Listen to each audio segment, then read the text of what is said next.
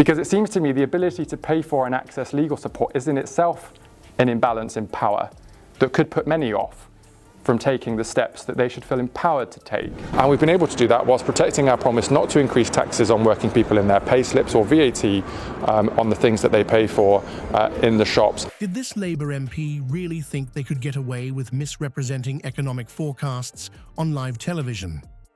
The moment when Camilla pulls out the actual OBR figures and the MP visibly freezes is political accountability at its finest. This isn't just another political interview. It's a masterclass in exposing how government officials attempt to spin data when their policies don't add up. Stay with me to see exactly how the MP tries to deflect blame onto the previous government when cornered about business recruitment cuts. Before we move on, I'd like to ask you a small favor. If you appreciate this content, please take a second to like this video and subscribe to the channel. Over 98% of you watch the videos without subscribing. It costs you nothing, but it makes a huge difference to us. So, did you click the subscribe button? Great. Thank you so much. Now back to the video. Ability back to the economy, which is why the OBR forecast at the spring statement that the economy, because of our decisions here in Westminster, will result in more growth, more jobs and a larger economy over the years ahead. And so whilst we're talking about a hydrogen economy or low carbon industrial clusters or electric vehicle production, the spectacle of political confidence dissolving in real time is something rarely captured with such clarity. When Darren Jones stepped into the interview with Camilla, he embodied the polished assurance we've come to expect from seasoned politicians. His suit was crisp, his talking points memorized, and his demeanor projected absolute certainty about Labour's economic vision nearly a year into their term. But what happens when that carefully constructed facade meets the unforgiving reality of actual economic data? What we witnessed was nothing short of a masterclass in political unraveling. Jones initially presented himself as the very picture of ministerial competence. With unwavering conviction, he outlined how the government's spring statement would usher in a new era of prosperity. His rehearsed narrative flowed effortlessly as he confidently stated that their decisions would generate economic growth, create jobs, and build a larger economy that would benefit everyone. So artificial intelligence, or more broadly the fourth industrial revolution, is one of the very significant macro political issues of our time. And we're not debating it properly here. The economy, because of our decisions here in Westminster, will result in more growth, more jobs and a larger economy. The performance was impressive until it wasn't. The turning point came when Camilla, armed with the same spring statement Jones was referencing, pulled out the actual Office for Budget Responsibility figures. The effect was immediate and devastating. As she methodically highlighted the discrepancies between Jones's rosy predictions and the OBR's slashed growth forecast, the first hairline cracks appeared in his confident veneer. What makes this exchange particularly revealing isn't just the contradiction of facts, but Jones's physical response to being challenged. His eyes, which had been making steady contact with Camilla, began to dart away at crucial moments. This classic sign of discomfort signaled the beginning of what body language experts recognize as a fight-or-flight response.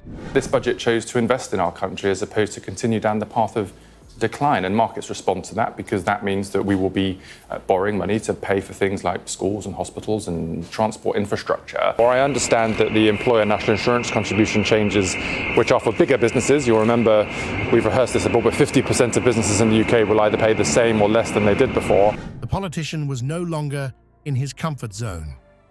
As the pressure mounted, Jones fell back on what has become the standard playbook for Labour ministers, blaming the previous Conservative government. This deflection tactic might have worked in a less rigorous interview, but Camilla wasn't allowing him the luxury of changing the subject.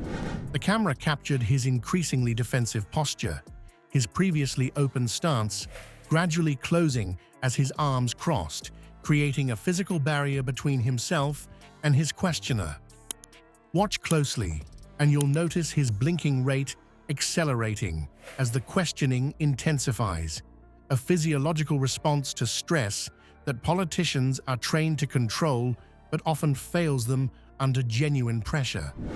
These involuntary signals reveal more truth than his carefully chosen words ever could. The interview reached a critical inflection point when Camilla pressed him on the impact of national insurance contributions on businesses. Rather than addressing the specific policy concerns, Jones attempted a clumsy pivot to investing in skills and training, a textbook example of a politician trying to steer the conversation toward more comfortable territory. But Camilla wasn't finished. Her follow-up about recruitment firms cutting back their hiring plans landed with the force of a sledgehammer. So in reverse order, Camilla, we've already put an additional £2 billion to subsidise childcare providers and nurseries. That's now £8 billion a year that we're spending to do so. It was your idea, I understand it. The 25% of your bonus was rated on getting approval from the statutory inquiry chairman, Sir Win Williams. As she referenced evidence that Reed, a major recruitment firm, had reported nearly half of their client companies were reducing recruitment, Jones's rehearsed responses crumbled entirely. His mouth tightened, his gestures became more erratic, and panic flashed across his face as he realized his talking points had no answer for this specific, verifiable reality. Linguists analyzing the interview would note the fascinating shift in Jones's speech patterns as his confidence evaporated. His initial declarative statements gave way to hedging phrases like, "what we're trying to do," and "we believe," linguistic markers of someone retreating from certainty to possibility. His voice, initially strong and measured, took on a strained quality, rising slightly in pitch, another telltale sign of increasing stress. The final blow came when Camilla confronted him with the fact that care homes and nurseries weren't exempted from national insurance rises despite their financial vulnerability. This revelation exposed a significant gap between Labour's claimed compassion and their actual policy implementation. Jones's composure completely dissolved when Camilla mentioned that Care England was actually suing the government over the national insurance increase, information he appeared either unaware of or unwilling to acknowledge. By the interview's conclusion, the transformation was complete. Because it seems to me the ability to pay for and access legal support is in itself an imbalance in power that could put many off from taking the steps that they should feel empowered to take. And we've been able to do that whilst protecting our promise not to increase taxes on working people in their pay slips or VAT on the things that they pay for in the shops. The confident minister who had walked in, prepared to deliver his economic narrative, had been reduced to offering vague assurances about future announcements. When specific answers were required, he could only provide generalities. When challenged with facts, he could only respond with aspirations. What we've witnessed in this interview goes beyond a simple political misstep. It represents a profound crisis in our democratic discourse. The shocking Ipsos study revealing only 15% of Britons trust their government to tell the truth isn't just a statistic. It's a damning indictment of our political culture.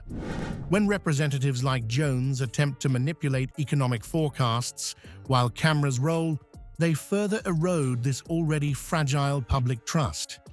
Interviewers like Camilla serve as our last line of defense against unchecked political spin. So the next time a politician makes grand economic promises, remember this moment and ask yourself, are they presenting verifiable facts or banking on your mathematical indifference?